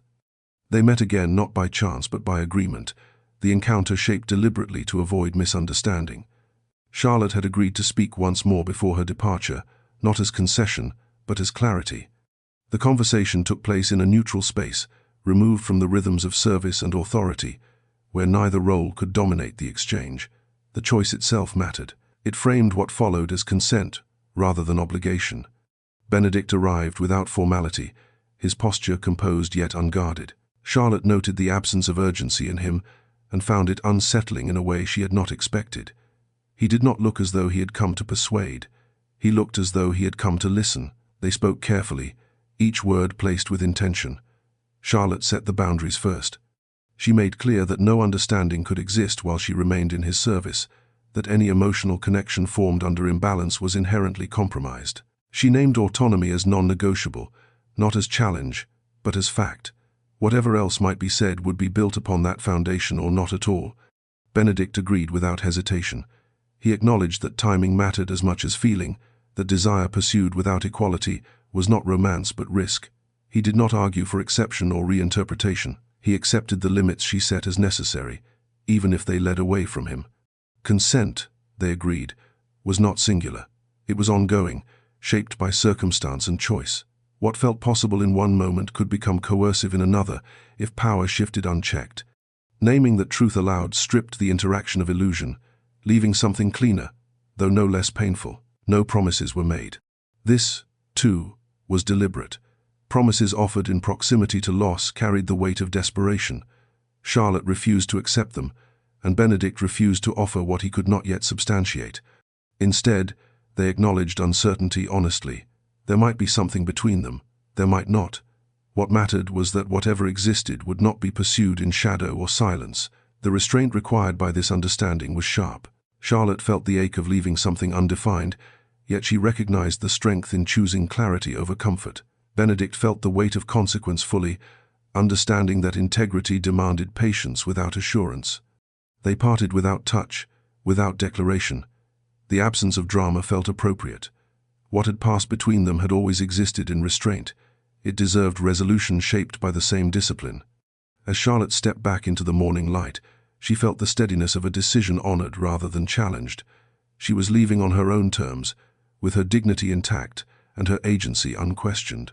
Whatever future might unfold would do so without secrecy or imbalance. Benedict watched her go, aware that this conversation had altered something essential. The door between them was neither closed nor held open. It simply existed, unforced, waiting upon choices not yet made. For the first time, silence did not feel like evasion. It felt like respect. Charlotte left Ashcombe House at first light, before routine could dull the clarity of her decision. The sky was pale, the grounds hushed, and the carriage waited with quiet patience, as though accustomed to departures made without spectacle. She carried her small case herself, refusing assistance not out of pride but intention. This leaving belonged to her alone. She did not look back. The absence of ceremony steadied her. There were no lingering glances, no final acknowledgments shaped by sentiment. What mattered had already been said, and what remained could not be resolved within those walls. Charlotte stepped into the carriage and felt the subtle release of motion as it pulled away, the estate receding behind her without resistance. The simplicity of it surprised her. Leaving did not feel like loss. It felt like alignment.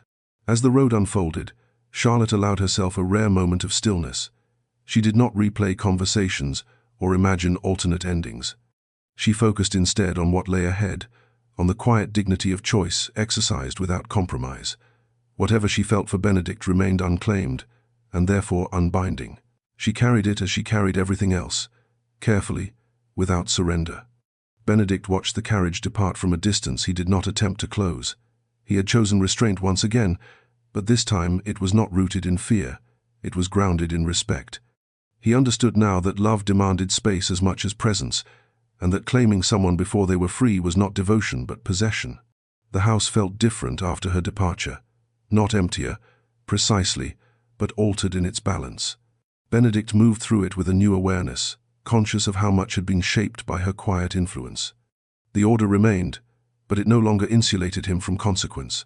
Silence pressed more insistently now, not as refuge, but as mirror.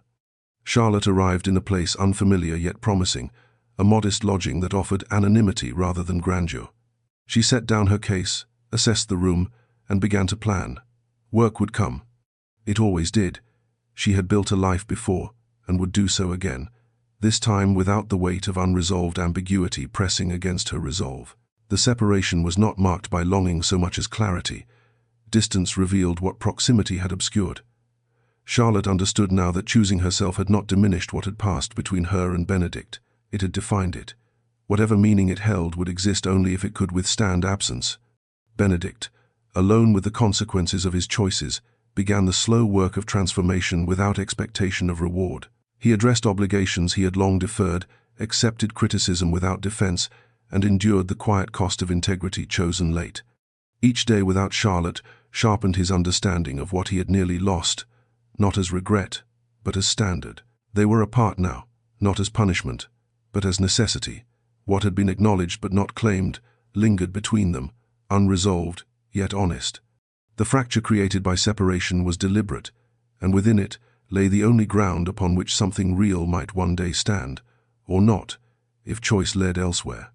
For Charlotte, the road ahead felt open rather than empty. She settled into motion, certain of only one thing.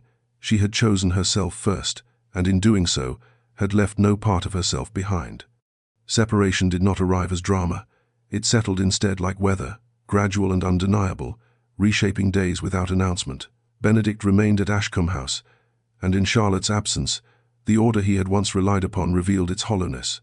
Tasks were completed, schedules maintained, yet something essential no longer anchored the rhythm. He noticed inefficiencies that had once resolved themselves before reaching him, small disruptions that required correction rather than anticipation. It unsettled him to recognize how much stability had depended upon a presence that never demanded acknowledgement. He carried out his responsibilities with visible composure, but inwardly he was forced to sit with what discipline could no longer contain. Silence, stripped of its former justification, became instructive rather than protective. It showed him where he had hidden, where comfort had masqueraded as virtue. Each day without Charlotte sharpened that understanding, not as longing, but as reckoning. Charlotte, meanwhile, began again beyond the estate's reach. The work she found was modest, demanding, and honest in its expectations. She was valued for judgment rather than compliance, for reliability rather than deference. The adjustment required effort. Independence, she discovered, was not ease. It demanded decisiveness without safety net, resilience without witness. Yet the challenge steadied her. Each choice made freely reinforced the certainty that leaving had been necessary. Distance clarified feeling without inflaming it. Charlotte did not ache for Ashcombe House, nor did she romanticize what she had left behind. What surfaced instead was perspective. In the absence of proximity, she understood that what had drawn her toward Benedict had never been fantasy. It had been recognition shaped by restraint. Whether that recognition could survive equality remained unanswered, and she allowed it to remain so. Benedict faced his own reckoning publicly, though quietly. Expectations pressed in from all sides, and he declined them with a steadiness that surprised those accustomed to his neutrality. He endured disapproval without explanation, refusing paths that promised ease at the cost of alignment. Each refusal narrowed his world while strengthening it, shaping a version of himself no longer shielded by habit. Charlotte heard of these shifts indirectly, through fragments carried by distance. She did not interpret them as pursuit. She understood now the danger of assigning meaning to action without consent. Instead, she watched her own life take shape, allowing trust to rebuild slowly within herself rather than toward another. Time passed not as waiting, but as growth occurring in parallel. Charlotte learned what it meant to be seen without being claimed. Benedict learned what it meant to act without expectation of reward. Neither knew whether their paths would cross again, and neither attempted to force the answer. The separation did not diminish what had existed. It tested it. In the space created by absence, each became more fully themselves, no longer defined by restraint alone. What remained between them was no longer tension held in silence, but possibility tempered by choice. And for the first time, both understood that whatever future might unfold would be shaped, not by circumstance or hierarchy, but by the willingness of two changed people to meet again without fear. Time passed without announcement, measured not in dramatic turns but in accumulation. Charlotte's days filled with work that demanded her judgment openly and trusted her to act without supervision. She learned the weight of being relied upon not because of position, but because of competence freely offered. It was a different kind of responsibility, one that did not require her to diminish herself in order to maintain peace. The adjustment was demanding, yet it steadied her in ways she had not anticipated. She found herself speaking more, not because she sought attention, but because her voice was expected. Decisions were discussed rather than assumed. When mistakes occurred, they were addressed without threat or humiliation.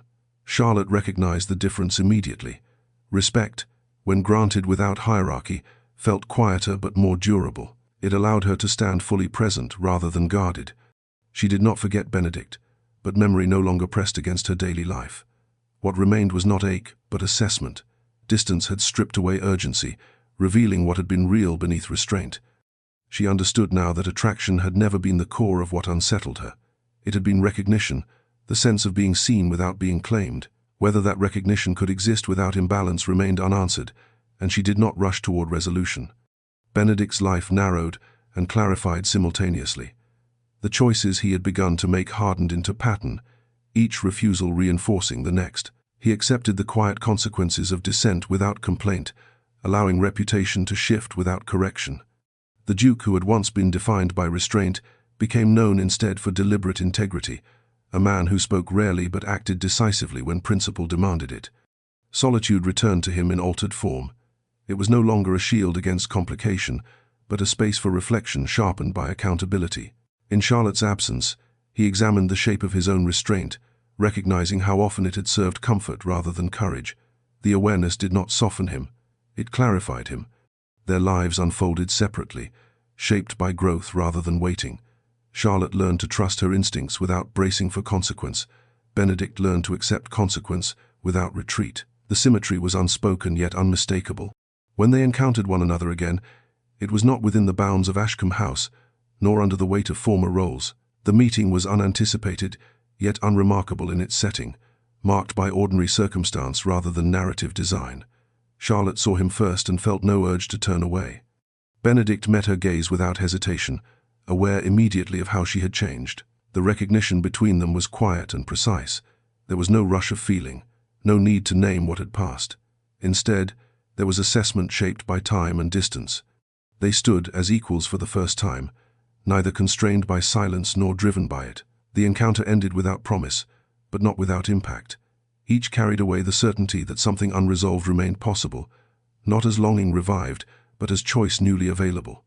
Their meeting unsettled Charlotte more than she expected, not because it reopened wounds, but because it revealed how thoroughly she had changed. She returned to her work that evening with her thoughts composed, yet alert, aware that what had once felt forbidden now felt merely unfinished. The absence of urgency surprised her. She had imagined that seeing Benedict again would stir emotion she would need to manage. Instead, what rose was discernment. She replayed the encounter not for what it had been, but for what it had not. There had been no imbalance in his posture, no assumption in his gaze. He had not spoken to her as though memory entitled him to familiarity. That restraint, chosen rather than imposed, altered the meaning of everything that had come before. Benedict, too, felt the weight of recognition settle quietly rather than sharply. Seeing Charlotte beyond Ashcombe House, unmarked by service and uncontained by silence, confirmed what absence had already taught him. She did not belong to the version of his life shaped by habit and expectation. Whatever connection might exist between them would have to meet her where she stood now, not where he had once held power. He did not seek her out again immediately. The instinct to close distance was familiar, and therefore suspect. Instead, he allowed the space between them to remain intact, trusting that choice made freely would speak more clearly than pursuit. Charlotte noticed the restraint, and did not mistake it for indifference. It registered instead as consistency, something she valued more than charm. She continued her days as she had built them, grounded in work that demanded her attention and rewarded her judgment. She did not rearrange her life in anticipation of him, nor did she avoid places where encounter might occur. She allowed possibility to exist without directing it. When they crossed paths again, the exchange was brief and unremarkable, marked by courtesy rather than tension. Yet beneath the calm surface, both felt the quiet pressure of something aligning. They spoke of ordinary matters, neither probing nor retreating. The absence of weight felt intentional, protective of something not yet ready to be named. Charlotte recognized that what she was testing now was not him, but herself. She observed her own reactions carefully, noting where instinct no longer braced for harm. She felt steadier, less inclined to read threat into silence. The change did not make her careless. It made her precise. Benedict, meanwhile, measured his actions against principle rather than desire. He did not frame patience as virtue, nor did he romanticize delay. He understood that timing, like consent, was not something to be managed, but respected. The ground between them felt altered, no longer shaped by prohibition, but by choice. What once pressed against restraint now rested within possibility, held in balance by two people unwilling to repeat old patterns. Neither named it yet. Naming carried weight, and weight required readiness. For now, recognition was enough. When they spoke again, it was longer this time, though no less measured. They met in a place that belonged fully to neither of them, a neutral ground where neither rank nor memory could assert precedence. Charlotte arrived without anticipation, Benedict without agenda, and the absence of urgency shaped the exchange before a word was spoken. They began with what was safe: work, weather, the ordinary rhythms that filled days without demanding intimacy.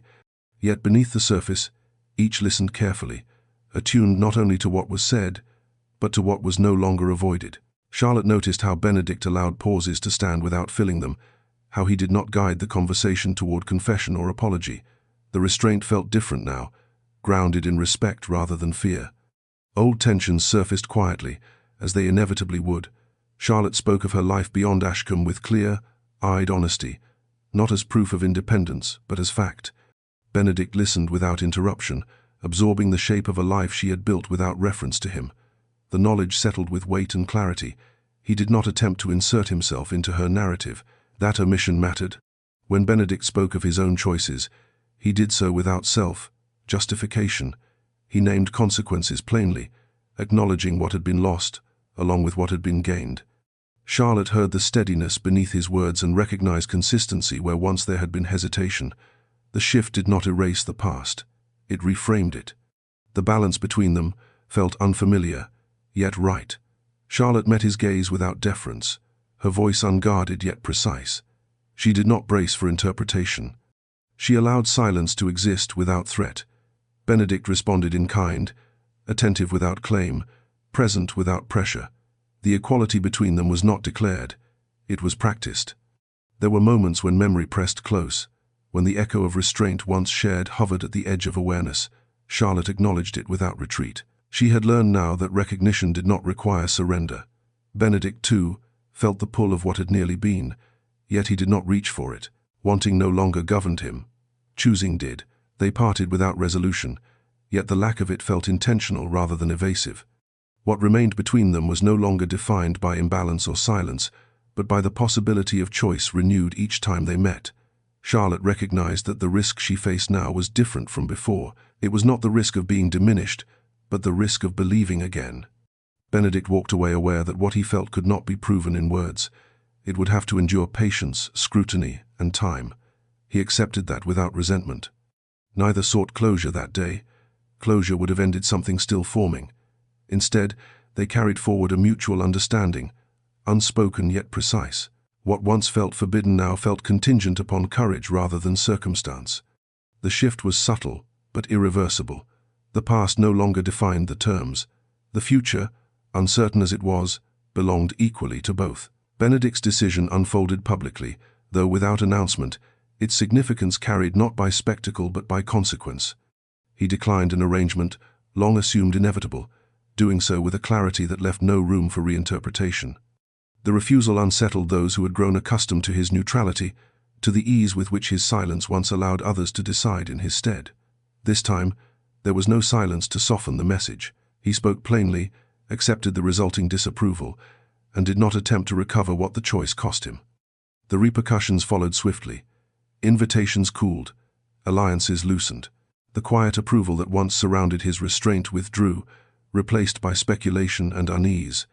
Benedict endured it without explanation. Integrity, he had learned, did not require validation. It required alignment between belief and action, even when that alignment narrowed one's standing. Charlotte learned of the decision through indirect channels, the information arriving stripped of interpretation. She paused when she heard it, not with surprise, but with recognition. The choice carried weight precisely because it had not been made in pursuit of her. It stood on its own, a declaration of principle rather than desire. That distinction mattered. She considered what it revealed. Not sacrifice performed for effect, but a pattern consistent with what she had observed since leaving Ashcombe. Benedict had not reversed course when consequence emerged. He had not sought reassurance or reward. He had continued, steadily, without appeal. The constancy unsettled her in the best possible way. Charlotte did not rush toward meaning. She measured the choice against time, against the discipline she had learned to trust. Consistency, she knew, was revealed through endurance rather than intensity. Still, something within her shifted. The risk she had guarded against no longer felt the same. What remained was possibility tempered by caution, a balance she could live within. When they met again, the change was unspoken yet unmistakable. Benedict did not reference the decision. He did not frame it as evidence or invitation. He spoke to her as he had before, attentive without pressure, present without expectation. The absence of claim was itself a statement. Charlotte met his gaze with new steadiness. She felt no need to shield herself against implication. Whatever existed between them was no longer shaped by secrecy or imbalance. It stood in open ground, subject to scrutiny and choice. They walked together for a short distance, speaking of ordinary things. The simplicity of it surprised her. What once carried tension now felt measured, deliberate. There was no urgency to define what they were doing. The absence of haste felt earned. As they parted, Charlotte carried with her a clarity she had not possessed before. Benedict's choice had not asked anything of her. It had restored something essential instead, trust in discernment. She understood now that believing again did not mean abandoning selfhood. It meant allowing evidence to speak where fear once had. Benedict watched her leave with quiet resolve. Whatever future might unfold would not be shaped by declaration alone. It would be shaped by continued alignment, by choices made without guarantee. The path ahead remained uncertain, but it was no longer constrained by the past. What lay between them had shifted from restraint to possibility, and possibility, once earned, carried its own quiet authority. Charlotte did not mistake possibility for promise. The distinction mattered, and she held it carefully as she considered what Benedict's public choice meant to her, and more importantly, what it did not. It did not obligate her. It did not require response. It stood apart from her life, complete in itself, and that separation allowed her to assess it without pressure. For the first time in a long while, belief did not feel like risk alone. It felt like something that could be measured. She returned to her routines with renewed attention, watching her own reactions as closely as she once watched others. She noted where instinct no longer flinched, where silence no longer felt like threat. The change unsettled her, not because it weakened her resolve, but because it revealed how much strength she had gained without noticing. She had built a life that did not depend on contingency. Whatever she chose next would be addition, not replacement. The question that pressed now was not whether Benedict had changed, but whether she was willing to change with him. Courage, she realized, was not only leaving when dignity demanded it, it was also staying open when safety had already been secured. The thought did not soften her caution, it refined it. Benedict did not approach her with expectation. The restraint remained, but it no longer felt defensive. It felt intentional, grounded in respect rather than fear. He allowed space without withdrawal, presence without claim. Charlotte observed the consistency over time, not in moments designed to impress, but in ordinary interactions where performance had little value. What endured there mattered most. When doubt surfaced, she did not silence it. She examined it, tracing its origins back to lessons learned under very different circumstances. She acknowledged the cost of believing again without allowing that cost to dictate outcome. Selfhood, she understood now, was not fragile. It could coexist with vulnerability without dissolving into it. Their conversations grew slightly longer, still careful, still measured. Benedict spoke without persuasion, Charlotte without defense. They allowed disagreement to surface without retreat, silence to exist without strain. The balance between them felt deliberate, sustained by mutual attention rather than tension. Charlotte recognized the moment she stopped bracing. It arrived quietly, unannounced, revealed only in hindsight. She no longer prepared herself against disappointment before each encounter. She allowed presence to be what it was, neither inflated nor diminished by expectation. The realization frightened her, not because it weakened her, but because it asked something new of her. Trust, once earned, required participation. It could not remain theoretical. Benedict sensed the shift without naming it. He did not seize upon it or attempt to accelerate what had taken shape. He understood now that love, if it came at all, would arrive through patience rather than pursuit. Charlotte stood at the edge of decision, aware that believing again carried risk no amount of independence could erase. Yet she also understood that refusing belief entirely would cost something just as real. For the first time, the risk felt chosen rather than imposed, and that difference changed everything. They spoke openly at last, not because circumstance forced them to, but because silence had ceased to serve any purpose. The conversation unfolded without preface, without the careful scaffolding they had once relied upon to contain what could not be said. They met as equals, unmarked by former roles, and that equality shaped every word that followed. Benedict spoke first, not with confession but with clarity. He did not dramatize his feelings or frame them as inevitability. He named them plainly, acknowledging the restraint that had once governed him and the fear that had shaped it. He spoke of responsibility rather than desire, of the cost of silence, of the choice to act without assurance of outcome. What mattered, he made clear, was not whether she returned what he felt, but that she knew it existed without pressure or claim. Charlotte listened without interruption. She felt no need to shield herself, no instinct to retreat behind composure. The steadiness she had built held.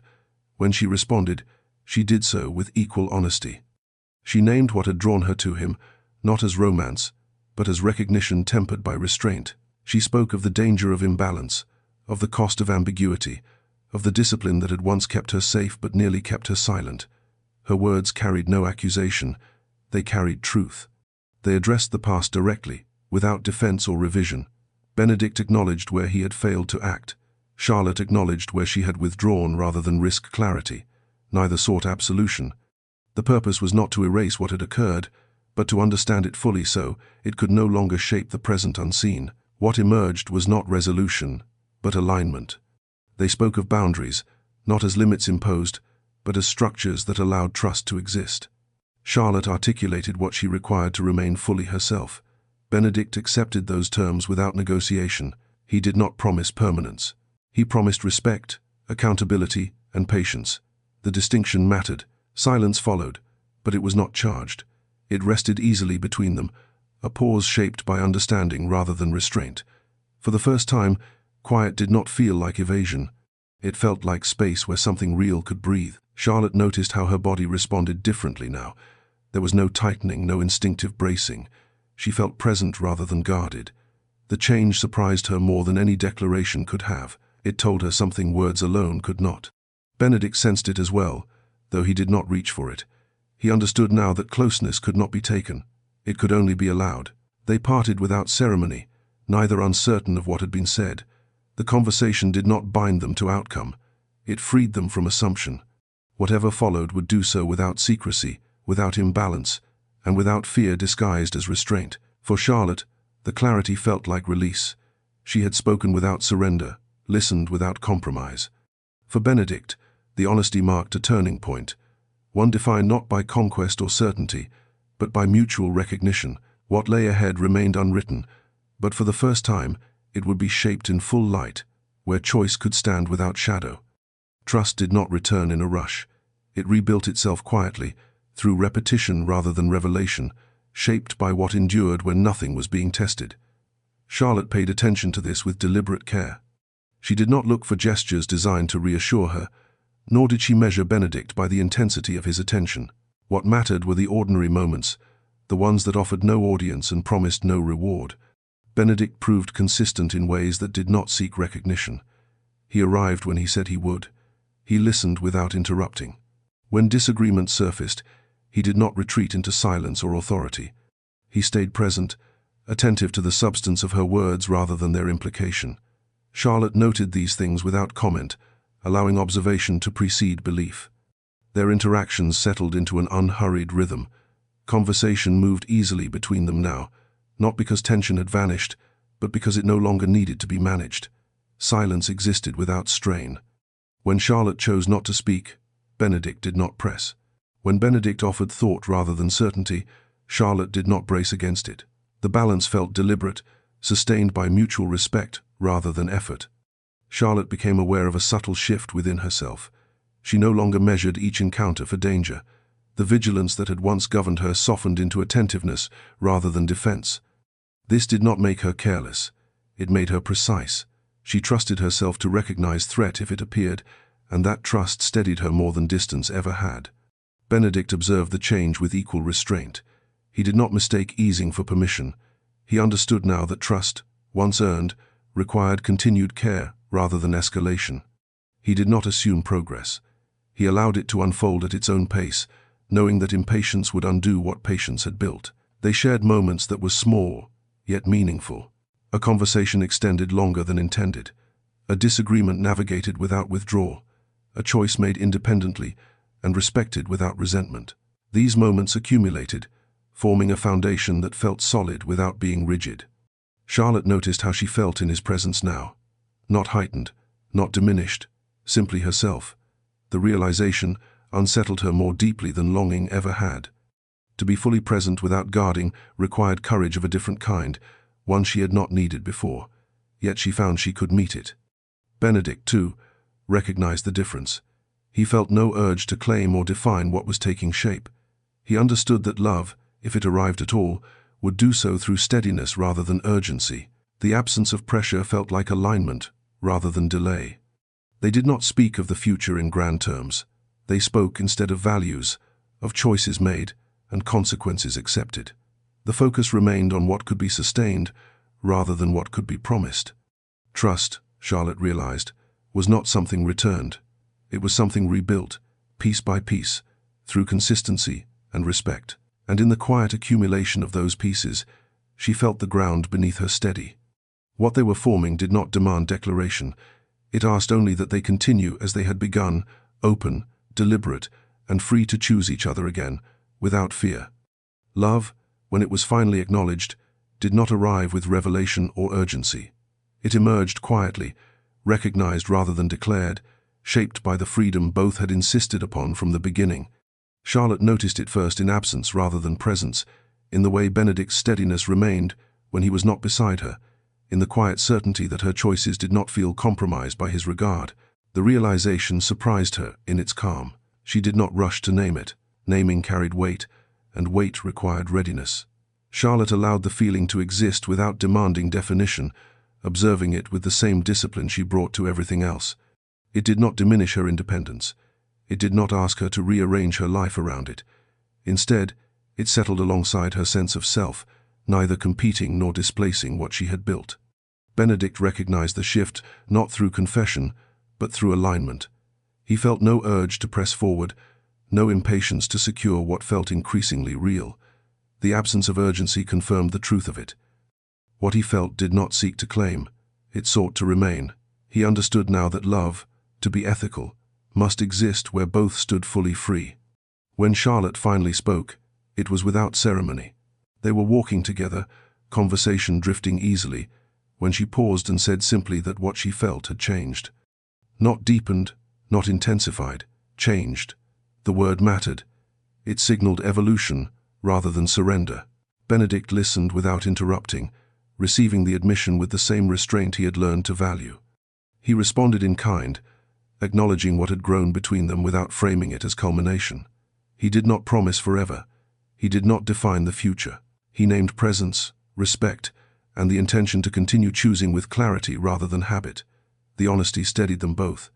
They stood together in the quiet that followed, neither seeking reassurance. Charlotte felt no fear rise to meet the truth she had spoken.